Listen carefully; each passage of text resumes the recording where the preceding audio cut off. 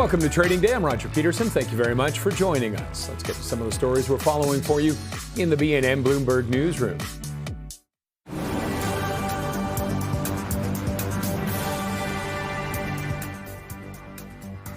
Canada's inflation rate ticked higher last month. Data from StatsCan showing the annual rate of inflation rose to 2.8% in April, reaching its highest level since May of 24. StatsCan says higher energy prices fueled by the conflict in the Middle East drove inflation higher, with gasoline prices surging 29% compared to the year before. Meanwhile, there was an 11% drop for travel tours and a slowdown in rent inflation across the country. Shares of Agnico Eagle Mines are moving lower today. The miner is going ahead with a large gold mine in Canada's far north. Agnico has given the green light to the Hope Bay mine in Nunavut and plans to spend more than $2 billion on capital costs. The project has been hailed by the federal government as an anchor for economic development in the Arctic. Shares of Sherritt International are getting a lift. The company says it's no longer proceeding with a dissolution of its Cuban joint ventures, including its split from Cuba's General Nickel Company. It will instead maintain the suspension of its direct participation in the activities. Sherritt says it is evaluating ways to mitigate the impact of the U.S. sanctions. It cautioned that any transaction or restructuring remains preliminary and may not be completed. Taking a look at the markets and the TSX, it's turned into the green now. It's up by 0.3 right now, being led by communications and energy. The drag right now, still materials, it's off more than 3%. South of the border, let's see where they're heading as we head into the afternoon. They recovered a little bit, still off, but they were quite down earlier. The Nasdaq was off by more than a point. It's off by about 0.46 right now, and the S&P 500. 0.3, that tech sell-off taking a hit. As we mentioned, Agnico Eagle Mines is moving forward with redevelopment of its Hope Bay gold mine project in Nunavut with an estimated cost of $2.4 billion. Here to talk about that and more is Ross Healy, chair at Strategic Analysis Corporation. And Ross, thanks very much for joining us. Delighted, Roger. All right, we've got lots to talk about. Let's start with Agnico. Your thoughts on this plan? Well, listen, the price of gold now and the price of gold, frankly, where I expect it to be, are such that I think it's not only a very wise move, maybe I almost might say politically, but economically as well. I suspect, and from what I can read, there is a lot of potential there, but it has not been developed to the extent that it could have had the price of gold been higher. Now that the price of gold is up there, and as I say, I expect it to go even higher, I suspect that this will be a good move for Agnico Eagle in the longer term. You know, shorter term, people are whining that they're spending a lot of money and all the rest of that kind of stuff. But I think from an investment point of view, I think it's a very wise move on Eagle's part. I own the stock, and I wouldn't sell it for all the tea in China. Well, and they say it'll bring in 400 to 435 ounces. I was looking at it's about 12% of their annual amount. Yes, but that does not cover what they are probably expecting that they will find by way of expansion of the various mines up there. And so do you see this expanding then with prices of gold where they're at and where they may be going? Oh, yes, for sure. Yeah. It's well worth it for them to expand. I think it's very well worth it for them, yes. Could we see the start of a gold boom up there to a degree? Well, are we going to have inspectors, at least people running around with dowsing sticks or that sort of thing? I don't know, because I don't know the geology of the area. But I suppose it wouldn't hurt, and it wouldn't surprise me at all if we saw a penny mine or two emerging suddenly. All right, let's look at rates right now. Bond rates, 10-year rates, the Fed rate, all kinds of rates. Which one do you want to start with? Shall we start with the 10 years? Well, we can start with the 10-year, which is looks very much to me as if it's booming up and wants to go higher. The problem, you see, that we are facing, or the U.S. is facing in particular, is that the U.S. has a very poor quality balance sheet, and but in the meantime, Trump has decided to take on what I call the forever war, which is a war that they can't end because Iran is not going to give in unless they get war reparations, and the U.S. can't afford reparations. So don't expect anything to come from there. In the meantime, all that is doing is adding spectacularly to the indebtedness of the states, and the unfortunate Kevin Warsh just coming into power there. What is he going to do about it? He certainly can't come in and say, well, we're going to knock down interest rates by 1.5 and make things more affordable, because the resultant inflation that's coming is pushing rates the other way. So what the Fed has done in the past, of course, is that they have greatly expanded the money supply, which is another way of saying that indebtedness is rising. Now, they do it short term because they could pull it back in again. But when you've got a very weak balance sheet and you add a whole pile more debt on top of it, what do you think is going to happen? What's going to tend to happen, at least historically anyway, is it's tended to push interest rates even higher. So he's in a kind of a catch-22 situation. The issue, Roger, is to actually deal with the indebtedness. And Trump does not want to deal with the indebtedness. He never has dealt with his own indebtedness historically. And in the meantime, he's happy fighting wars in Iran. And indeed, he's told his own people, listen, I really don't care what happens to you in the short term, intermediate term, until I have control of those nuclear stockpiles. Well, I would have to say we're going to be waiting a long time. Has there been a president, though, that's wanted to tackle debt? It seems like it's something that just keeps growing and nobody wants to actually deal with it. Yes. Oh, yes. Unfortunately, Roger, if you look historically, it's happened. Hold on to your hat. 53 times since 1900 that countries have seen the same kind of explosion of debt and refusal to deal with it. All right. 53 times. My goodness gracious. It isn't happened once. So what a surprise. Or where did that come from? It's like, this is kind of, like every couple of years we get another one. And so that's where you fear the U.S. is heading then right now? That's where I fear that the U.S. is heading now. And the administration doesn't want to deal with it. Trump has never in his life dealt with his debt problems. He has left bankruptcy after bankruptcy after bankruptcy behind him. And I fear that he's leaving another bankruptcy, an even bigger one, behind him now. So how are you approaching all this? The markets, where are you weighted? What decisions are you making right now? Well, historically, the how you deal with this kind of situation, and there are three ways that you deal with it. The first is gold and precious metals, and of course, gold and precious metals have been soaring lately. They've been slipping back, but nothing goes in this absolute straight line upward. So I am not concerned about that, particularly given what I see. The second thing, interestingly enough, is high quality industrial stocks. And what's been moving? Well, the stock market has been moving nicely as well. So two of the three have already been kind of supporting, if you like, my thesis. And the third area is real estate. Now, at least in Canada, farm real estate has been on wheels.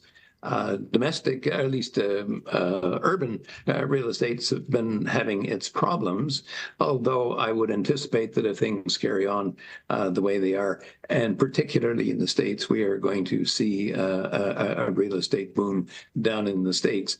Not the kind that you like to see, demand driven, but basically inflation driven. Okay. Ross, we have to wrap it up there. We're out of time, but thank you very much for joining us. Roger, thanks for having me on. Ross Healy, Chairman at Strategic Analysis Corporation. Coming up, AtkinsRéalis reported a Q1 revenue beat. We'll hear from the company's CEO on that after this.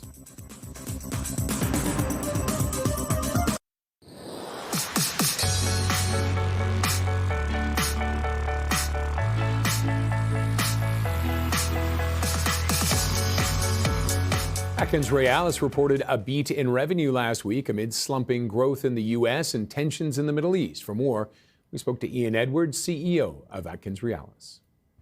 Really good quarter. Very pleased with progress in both halves of the business. I mean, the global engineering services business actually grew 5% organically. We also concluded 3 deals in M&A in the quarter. And the nuclear business just keeps going from strength to strength. We had 37% growth in the quarter, and we're seeing wonderful opportunities going forward in our nuclear set. I did want to ask you about that. Nuclear, obviously a major driver this quarter with strong revenue growth. How sustainable is that pace beyond 2026? Like, how much of this is kind of long-term energy security trends versus short-term projects that you're seeing? Yeah, I mean, you know, we're all seeing this kind of energy crisis unfold, such that countries around the world are looking for energy security and long-term baseload power. We're also seeing the demand of AI really drive energy demands across the world, and the hyperscalers themselves are looking for their own solutions to provide for their data centers and AI factories. So nuclear is a real credible alternative now. I mean, I travel the world meeting energy ministers. I travel and have met this quarter a lot of hyperscalers. And it's a very, very exciting time for our specific technology, which is the Canadian Indigenous technology, which has very, very many differentiating factors, you know, not least of which is the fact that we have a very capable nuclear business, an ecosystem in Canada that we can deploy to build capacity for the demand ahead. So I think it's a very sustainable situation of demand.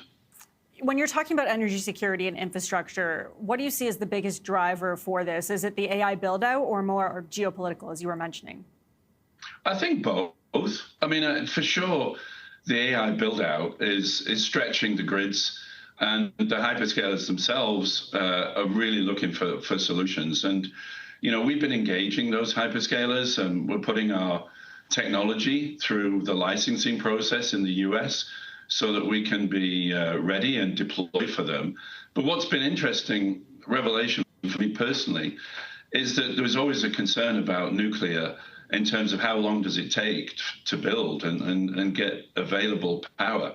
But actually now gas is probably one of the biggest kind of favored technologies right now. Is suffering from big backlogs in manufacturing, and our technology now is becoming comparable from a time perspective. So that's a game changer.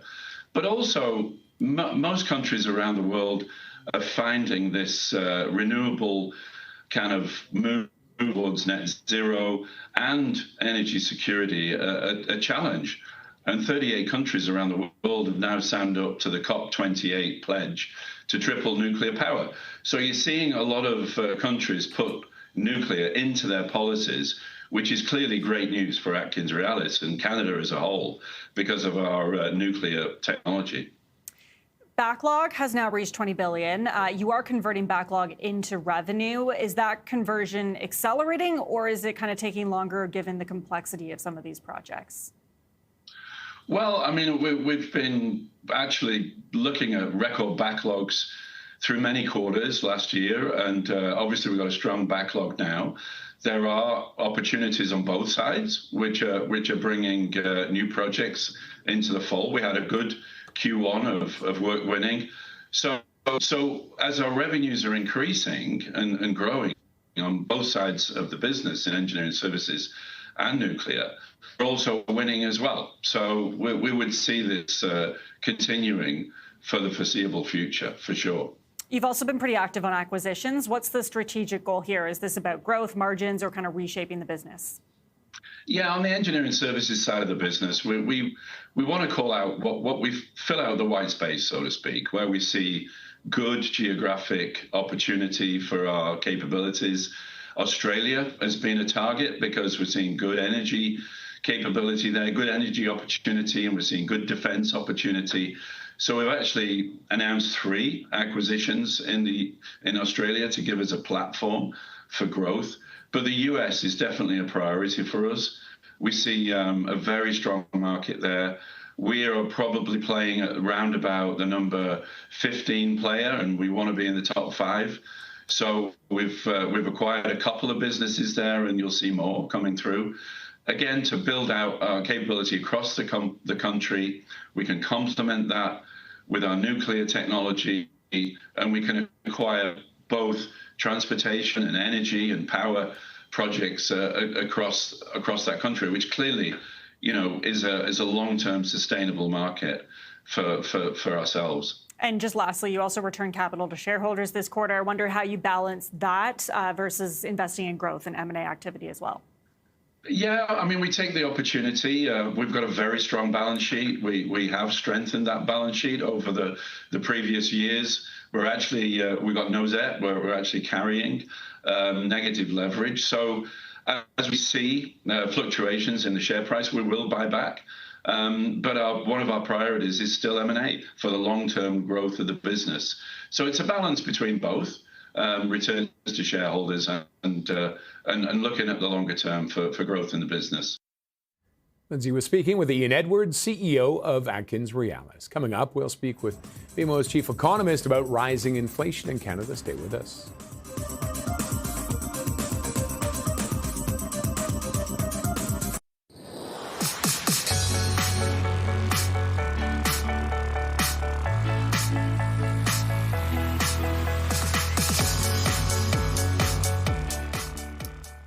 Canada's headline inflation rate ticked higher in April, rising to 2.8%, the highest in 2 years, driven largely by a surge in gasoline prices. Let's get more on the CPI report and the broader economy from Doug Porter, chief economist at BMO Financial Group. Doug, thanks very much for joining us. My pleasure. Thanks for having me.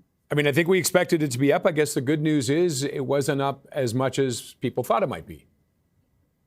Yeah, this is one of these rare circumstances where we have quite a bump up in inflation, yet it's good news because we and others were expecting headline inflation to push to 3 or even a little bit above 3%. And instead we got 2.8%. I mean, there was no mystery around the gasoline price hike. We pretty much had that one to the decimal point. But the good news here is almost every other aspect of this report was a little bit milder than expected. And if I could distill it down to a single number, I would point out that CPI, excluding gasoline, was 2.0% on the button, exactly in line with the Bank of Canada's target, and one of the lower rates we've seen in the last 5 years. So I would actually characterize this as a relatively good news report. And are there good things that are driving that 2.0? I don't know if you'd say it was good things. Generally speaking, what we're seeing is the slack in the economy or the overall weakness that we're seeing in the broader growth outlook is clearly weighing on a number of aspects. And I guess the other concern I would have is a few of the other necessities in life, things like groceries and rent, are still rising nearly 4% year over year. But in both cases, those two really troublesome aspects, we have seen a pretty clear deceleration in the last couple of months. So even there, while there's a bit of stickiness, we are seeing some moderation in those important points. And again, that's groceries and rent.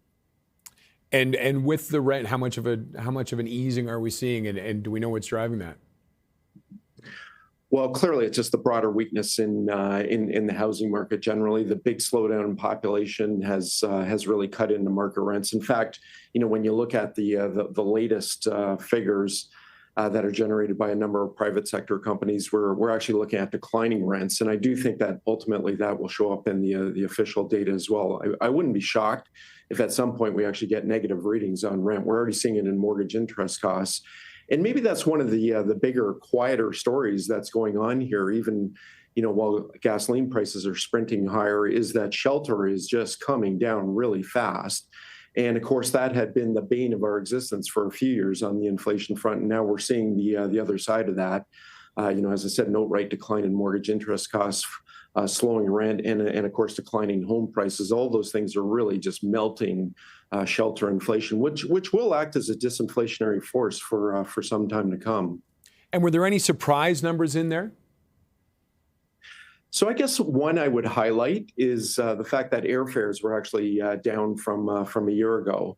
One thing that we've all been keenly watching for is, is there any sign that the run up in gasoline prices and oil prices is feeding into other costs? And so far, I'd have to say the answer is no. Now, the moderation in airfares does come with an asterisk. They're basically reporting what people are paying for what they're actually traveling on, not what they're going to travel on in a couple months ahead. So there still could be some sting in the tail for airfares, but the fact that they're still down year over year as recently as April, I would characterize that as being good news. And it's not the only story out there. Even things like furniture and appliance prices are down over the past year. And again, I'd put that down to the softness that we're seeing in the housing sector, just basically acting as a dampener on a number of really important prices out there. Which is interesting with the furniture and things like that. I imagine the tariffs might have been a factor in that. But are they not? Are they not weighing as heavily? Well, they might have been when we were first imposing retaliatory tariffs, but because Ottawa has stepped back so much on that, it's really not that big of a story for Canada. I would say there would be still some lingering concern there because we can get some flow through from the fact that, we're seeing, of course, the U.S. putting tariffs on all kinds of those items and putting upward pressure in big ticket items like that. But what's interesting is how little flow through we're seeing to Canada. And actually, even in the U.S., I think one of the great surprises of the past year is how little of the impact of tariffs has shown up in U.S. inflation. And one, not to get too off track from Canada here, but one point I would make is that U.S. auto prices have actually done nothing in the last year, even though the U.S. is imposing big tariffs on all kinds of autos coming in from around the world. It's really just not getting passed on to the consumer. And we're seeing that, as I said, in other big ticket items like furniture and appliances. And, thus it's really not flowing over into Canada either. Okay, and now the big one, of course, gas was the main driver for the increase. How much of a factor is that moving forward?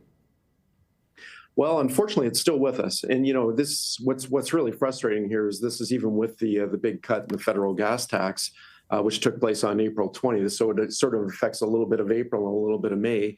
We know so far here in May, gasoline prices are headed for what looks to be about another 7% increase in this month. And that's assuming we don't get another big upward lurch in oil prices from here, which is no sure thing. So we know that gas prices are still going to add to inflation next month, and they may well, still be a thorn in our side in July. So we suspect that we haven't heard the last of an uptick in overall inflation. At this point, we're circling something like 3% in May and probably a little bit higher overall in June, just based on what we're seeing in gasoline prices now. And I just want to quickly get in, we're almost out of time, but Bank of Canada, what do they do with all this? So I believe the Bank of Canada should do nothing on this, simply because we are seeing the weakness in the economy really weighing on prices outside of gasoline. But what's fascinating to me is, the bond market is laser focused on what's going on in oil prices, what we're seeing around the world. The bond market is still pricing in 2 full rate increases by the Bank of Canada before the end of the year. Personally, I think that would be a big policy mistake. And if oil prices even begin to relent a little in the weeks ahead, I think that pricing of rate increases will peel off in the months ahead. Okay, we have to wrap it up there, Doug, but thanks very much for joining us. My pleasure. Thanks for having me. Doug Porter, Chief Economist at BMO. Up next, Home Depot shares are higher today after the company exceeded Wall Street's first quarter expectations for both revenue and earnings and reaffirmed its full year guidance. More details after the break.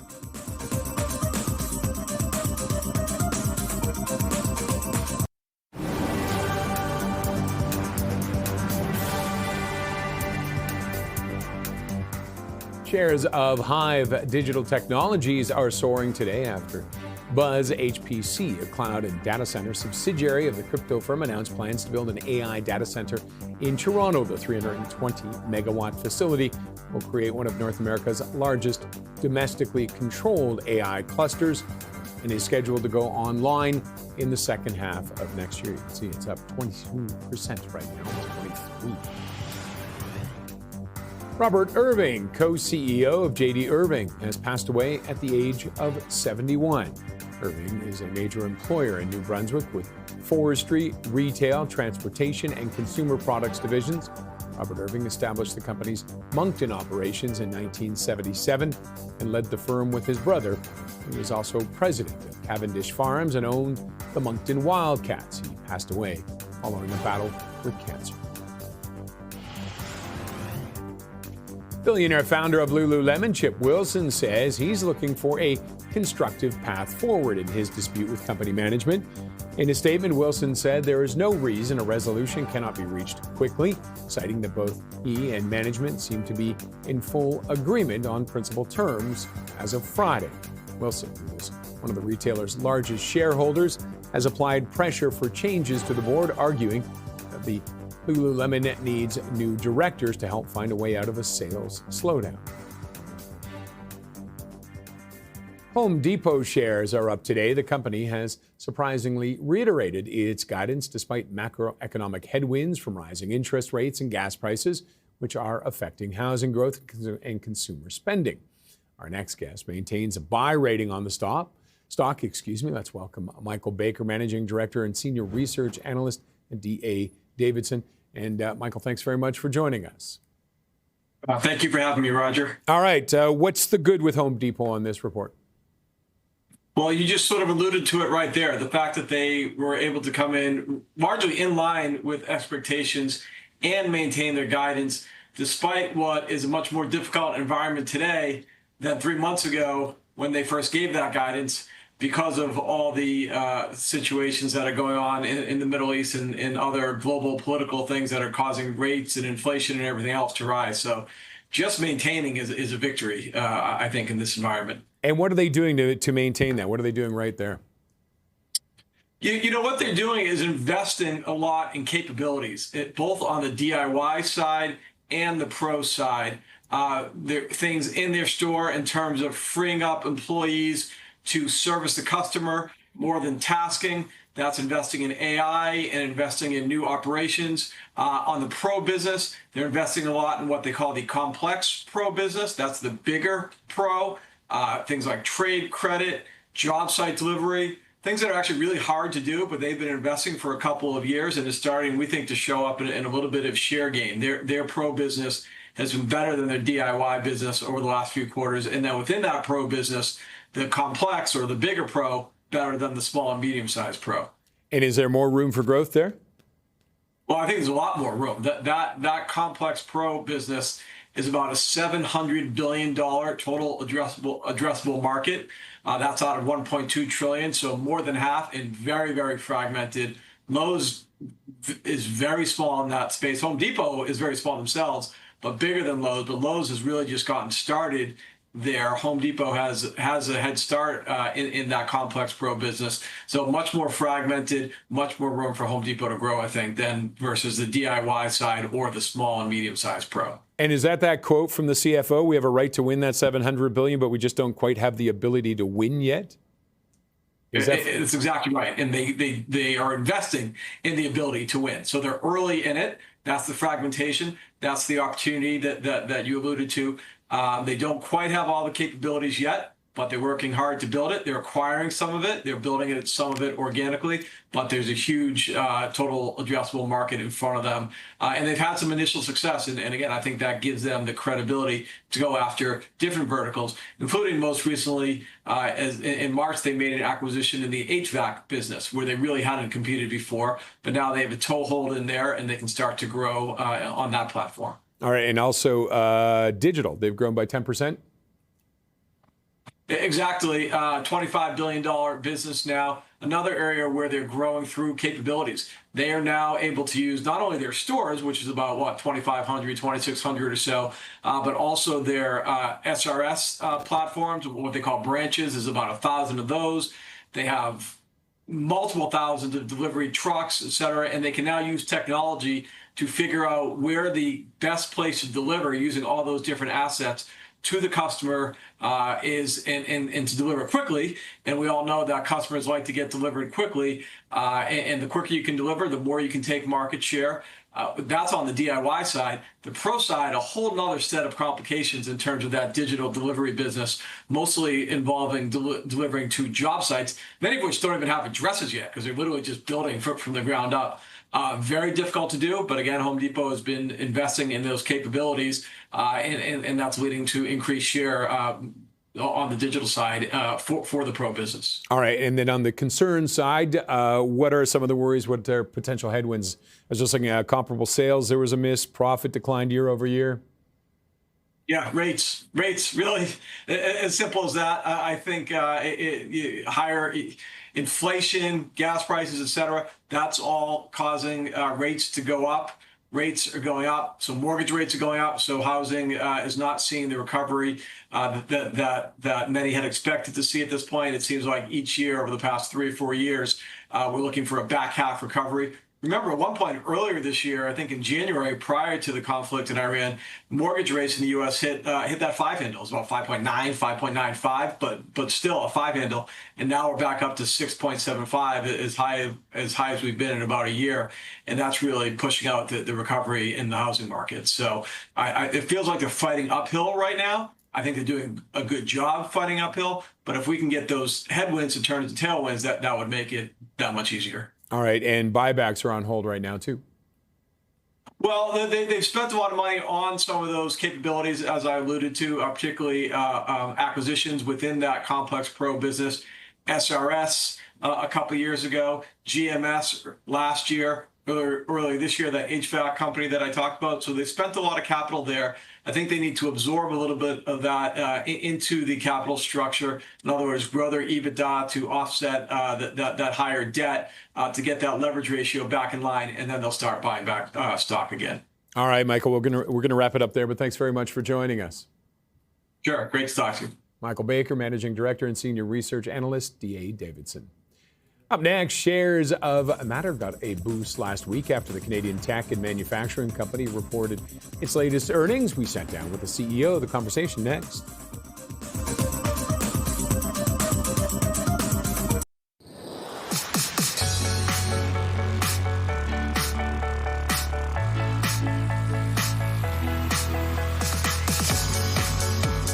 Canadian advanced materials and infrastructure solutions company Matter saw its shares jump last week after it reported earnings that showed solid execution, helping offset a typically slower start to the year, with strength in its composite technologies business driving a higher outlook for 2026. We got more from Mike Reeves, President and CEO of Matter. We're seeing the market react to an inflection point in our business performance. Our Q1 beat and the improved full-year outlook really, I think, signals improving fundamentals, stronger execution as we emerge from a multi-year transformation. In the quarter itself, we saw strongly improved operational efficiency. We saw strength of sales into mining and North American transportation markets. And we continue to see a modestly favorable direction in the energy market, which I think will play out further as we roll through the year. And the strength of sales, was that across the board? It was particularly in the composite technology segment, where we are the North American market leader in the supply of underground fuel storage tanks to both retail fuel stations as well as to AI data centers and a number of other infrastructure projects. Now, is that Xerxes? Is that Xerxes is the brand name, and yes, that business has performed extremely well early in the year. Demand is at an all-time high. Backlog in that business is at an all-time high, and the execution within the business allowed Xerxes to deliver its strongest first quarter in history. So very proud of the team there, but they have a lot more they can accomplish. And does that look? Yeah, I was going to say, does it look like that's going to carry on? And does that demand? Do you expect it to continue? I think we continue to see that demand grow, and that's why we've invested in a brand new factory for that business, which came online last year and is ramping up production.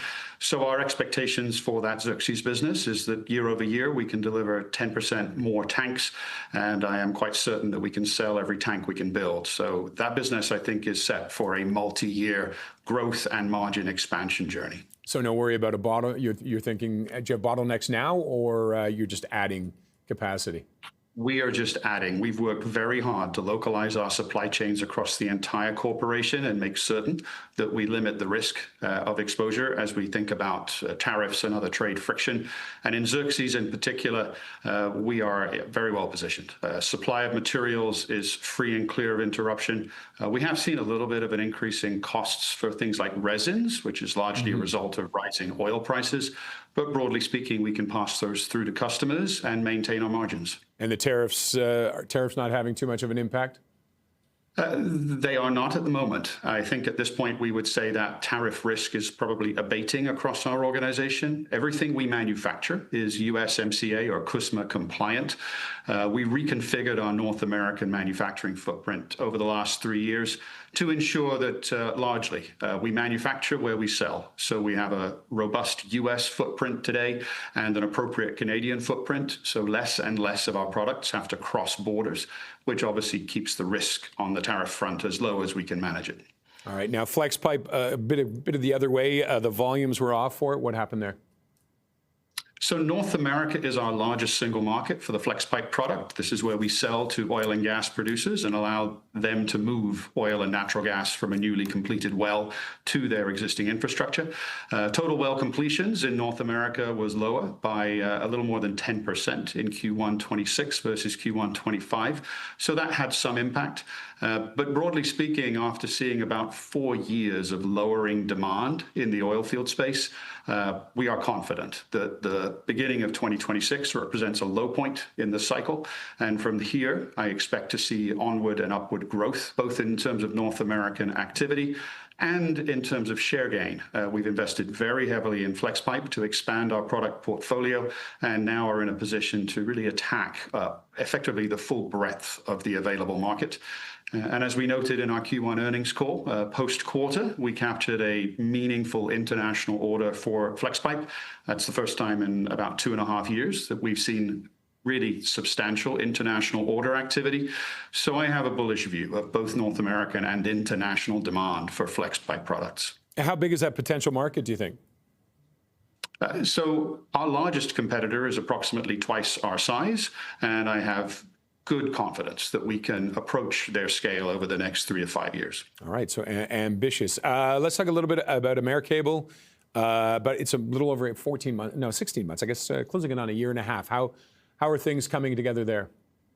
So we acquired AmerCable early in January of 2025 and could not be happier. The team there have proven themselves to be incredibly talented.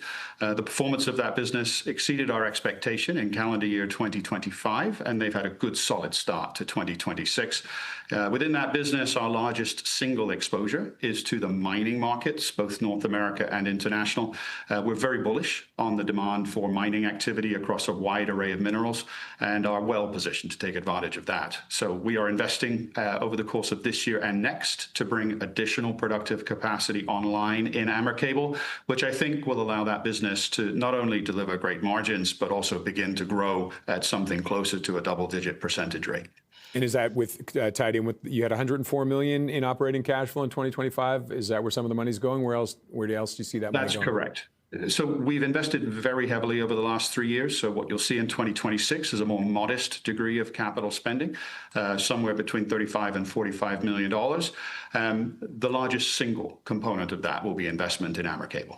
And M&As, anything on the radar there?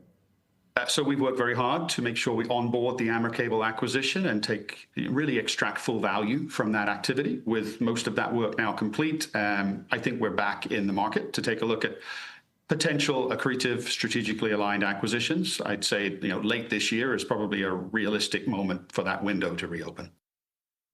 And that was Mike Reeves, President and CEO of Matter. Still ahead, today's market movers with Bloomberg's Matthew Griffin.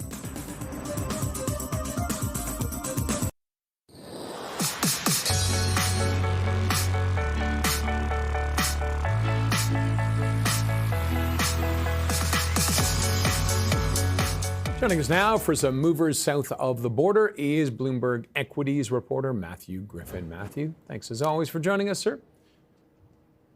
Roger, thanks as always for having me. Okay, Intel falling on what's being described as extreme exhaustion. Well, Roger, actually, just now in the last maybe hour or so, Intel has swung around. Yes, it has turned around. Making me a liar. Sorry to catch you flat-footed there. No. Last time when I was planning to talk about the stock this morning, it was indeed in the red, and it is not easy to keep up with what's going on with semiconductor stocks today. They were falling this morning and have sort of slowly made up gains. And the interesting thing here is that the sector is breaking a decline. Semiconductor stocks have led the rally in the broader U.S. equity market from the lows during the Iran war, but had taken a breather over the last few days. If you looked at shares of Intel over the 5 sessions ending yesterday, the stock was down double digits, about 16%, I should say. And now the stock catching a bid and rallying, putting its year-to-date gains back over 200%. So this is a stock that has tripled. Again, as you said, it seemed like there were signs of exhaustion in this rally, but today telling us that maybe there's even more room to run. And is it just simply the fact they've just gone up too quick, too fast? Yes, there didn't seem to be an immediate catalyst for the pullback across the semiconductor ecosystem. The kind of sentiment on Wall Street this morning was that momentum was just unwinding here. People are very bullish. Investors are very bullish on semiconductors. You had blowout outlooks from Texas Instruments, from Intel, from several other companies in the sector. But the stocks had rallied to match and potentially even more. And so we were probably due for the kind of breather that we've seen. And I think we're seeing it elsewhere, right? Different markets as well. We're seeing some of that pullback. Okay, let's move on to Newmont. Inflation fears there. Yes, so inflation, Newmont is a gold and silver miner. They're one of the stocks being caught up in what I guess you could call I almost said AI scare trade because we've talked about that so much. The inflation scare trade today. You've got yields on the longest term U.S. government bonds pushing to levels not seen in decades. The 30-year specifically at a level not seen since 2007 because of concerns about inflation, because of concerns that central banks are going to have to hike rates now and not cut them. And these gold and silver miners are really some of the stocks that are most directly affected because gold and silver are non-yielding assets. So if investors expect to be able to park their cash in a high-yield savings account and earn, upwards of 4.5–5% there, they're not going to buy gold. That's pushing down the spot price of gold today, also pushing down stocks in the sector. Newmont down about 4%, really taking it on the chin there. Okay, let's get to Royal Caribbean because I was just looking at the story and they have just the happiest picture of the perfect day Mexico park for Royal Caribbean, but it's not so perfect, is it? No, so this was a story that began to hit the shares of the cruise line operator yesterday. Royal Caribbean is planning a water park in Mexico's Quintana Roo state near a cruise port. However, yesterday, Claudia Scheinbaum said her government will do an environmental review to make sure that this park doesn't hurt mangrove swamps and coral reefs near the area. The stock closed down about 3% yesterday, extending declines today. That being said, peers such as Carnival now participating in the sell-off as well. So it's possible that we've got some of the same inflation concerns hitting these heavily consumer-linked stocks. If inflation stays high, if interest rate stays high, that squeezes consumers' budget. Maybe they won't want to take cruises. So as we've talked about this stock a lot this year, a lot going on here, a lot of headwinds. I've got some friends who love taking cruises. They go on all the time. I don't understand it. Anyways, Matthew, we're out of time, sir. Thank you as always for joining us. Thank you, Roger. Bloomberg's Matthew Griffin. Join us tomorrow at 3 p.m. Eastern for Know Your Options with Chris Tom of Moat Financial. Send in your options trading questions to Know Your Options at bnnbloomberg.ca. And that wraps up this edition of Trading Day. I'm Roger Peterson. Thanks very much for joining us. Have yourself a great afternoon.